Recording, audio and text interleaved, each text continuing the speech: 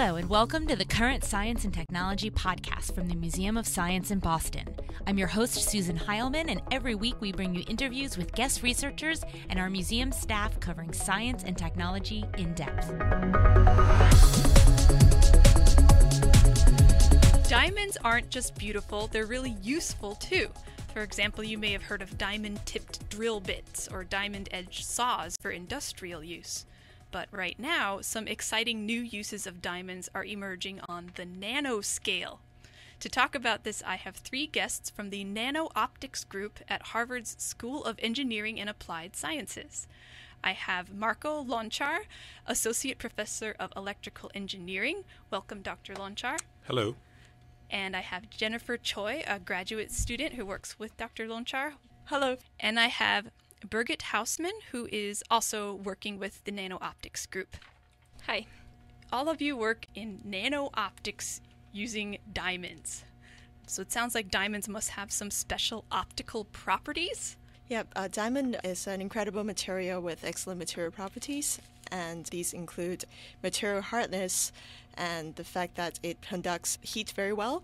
But beyond that, it has very interesting optical properties. And in particular, we are interested in impurities that are in diamond. And these impurities are what give diamond its color in the bulk form.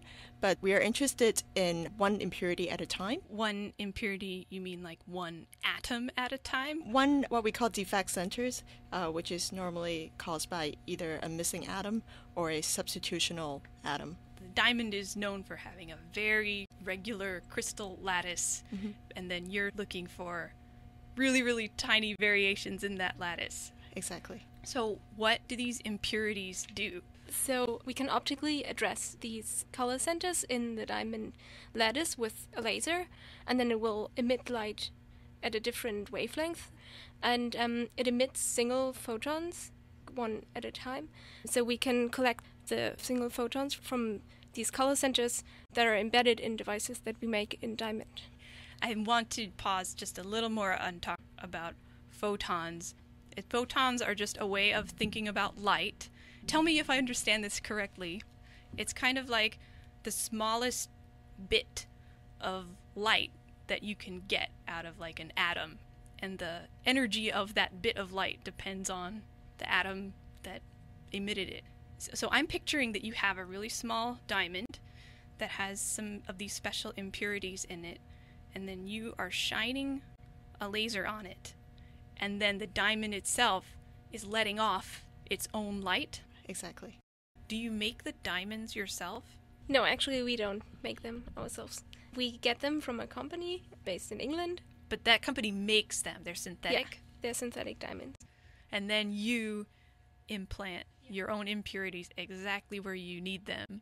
Right. So we started with a very clean synthetic diamond that doesn't have many impurities to start with, and then we send it to another company that does the implantation using nitrogen. And then you have some processes that you use to get these diamonds to be the shape that you want, right? So we start out with plates that are maybe 3 by 3 millimeters, and then we use a coating that is sensitive to an electron beam, and then with this electron beam we write on this coating, and we treat this coating afterwards, after the writing process, and everywhere where we write, it's going to be a hard mask. We remove the diamond everywhere else except where we have the mask. So in that way we can make tiny posts that have dimensions of 200 nanometers maybe in height. So you've got this little sort of grain of diamond, and then on that is a bunch of these very, very small posts. And then each of those posts can emit single photons? Is that how it works? Yes, and we use the etching process to isolate them into single emitters per post to emit one single photon at a time. I understand that those tiny little posts on the diamonds that you make, you coat them with silver. Does silver have special properties too? We're coating the diamond nanopost with thin silver film that localize light at specific wavelength. Essentially, photons are generated at a faster rate. Okay, so it's still producing one photon at a time, but it's more rapid fire, so you can send more information. Exactly.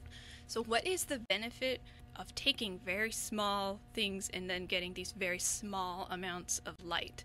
Like, you're trying to scale this down as tiny as possible. Why is that useful? The applications that we have in mind, all of them take advantage of quantum mechanics, which is an effect that really manifests on the nanoscale. In particular, it could be possible to perfectly secure transmit information with these photons from one person to another without another person eavesdropping on the information. Another application would be highly sensitive sensing, for example, sensing of magnetic fields in magnetometry, and also biosensing. Wow. Sounds like there's a lot of fields that could see some applications of this.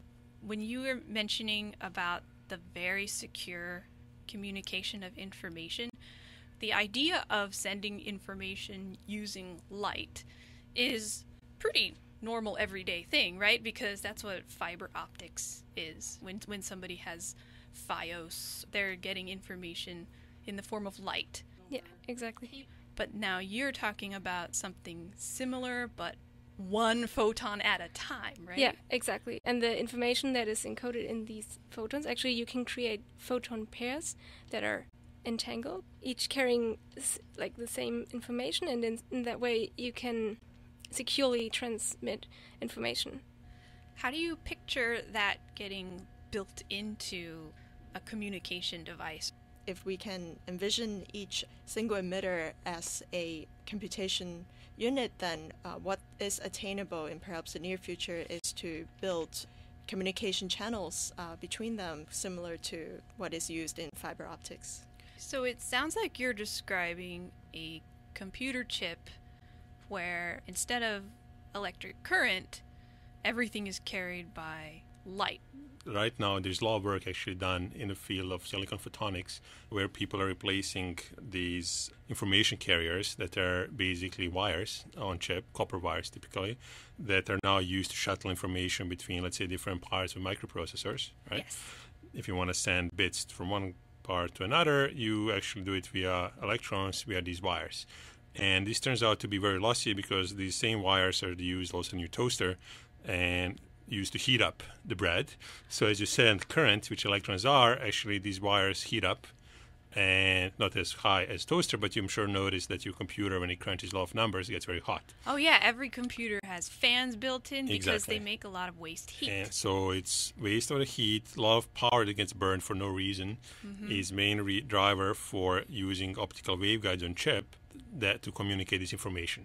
So now if you reduce number of photons from millions to one, then you can argue first you use even less energy to do that. And that's what Jen and Birgit have been able to demonstrate. Very efficient source of single photons that is building block for these computers. You're talking about controlling light on a very, very specific small scale. So now I understand that optical computing just means that the computers can carry information with light, and that's exciting because it will eventually let us have smaller, way faster, and more efficient computers with a lot less waste heat. You know, many years down the line we'll benefit by having a totally amazing computer, but it starts with you guys figuring out, you know, what's the best material. And you're saying that it's diamonds with special impurities. That's cool. So thanks for explaining that, and I hope that things keep going well for you so that we can swiftly move toward the future of all optical computers. That'll be really exciting. So Dr. Loncar and Jen and Birgit, thank you all very much. Thank you. Thanks for having us here.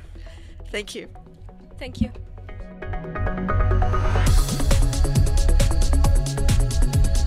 That's it for this week's show, but be sure to come back next time for more of the latest in science and technology.